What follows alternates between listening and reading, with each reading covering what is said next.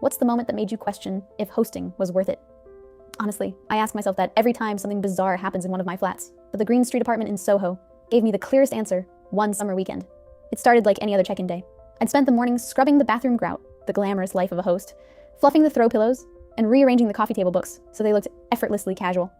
The Green Street flat is my favorite. It's got those loft-style windows, high ceilings, a little vintage record player that makes guests feel like they're living in a movie.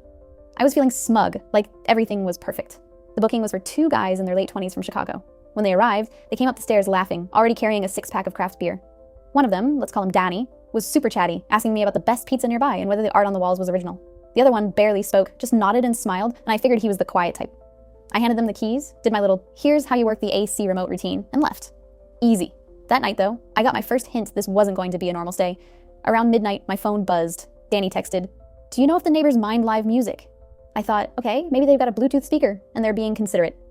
I wrote back, keep it reasonable after 10 p.m. Walls carry sound. He replied with a thumbs up emoji. The next morning, I walked past the building and heard it. Not just music, but full-blown drumming. Not a speaker, not clapping, actual drumming. My heart sank. I sprinted upstairs, unlocked the flat, and nearly dropped my coffee. In the middle of the living room, where the coffee table should have been, was a full drum kit. I kid you not. Snare, bass, cymbals. The whole thing. The quiet friend was wailing on them, like he was auditioning for a metal band, while Danny was recording it on his phone. "Hey," I shouted over the noise. "You can't do that here." They both froze. Danny grinned sheepishly and said, "Oh, we didn't think it'd be a problem. He's a drummer. He brought the kit with him." I blinked. "On the plane?" "No, we shipped it ahead."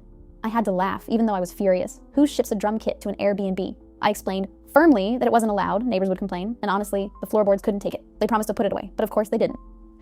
That night, I got 3 calls from neighbors, one from the super, and a text that just said, "It feels like a Led Zeppelin reunion in here." By Sunday, I'd had enough.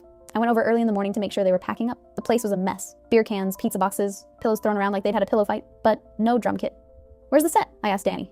He smiled. "Oh, don't worry, we took care of it." I didn't press, just focused on cleaning. But here's the twist. Later that week, I went down to the building's basement storage to grab extra linens. And what do I see? The drum kit, perfectly stacked, perfectly polished, sitting there like it had always belonged. No note, no explanation, just waiting.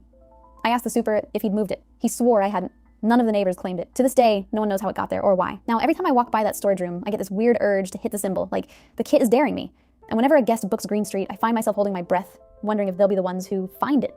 So yeah, that was the moment I questioned if hosting was worth it. Because honestly, sometimes it feels like these flats are less apartments and more stages, and my guests are just auditioning for the strangest, loudest play New York has ever seen.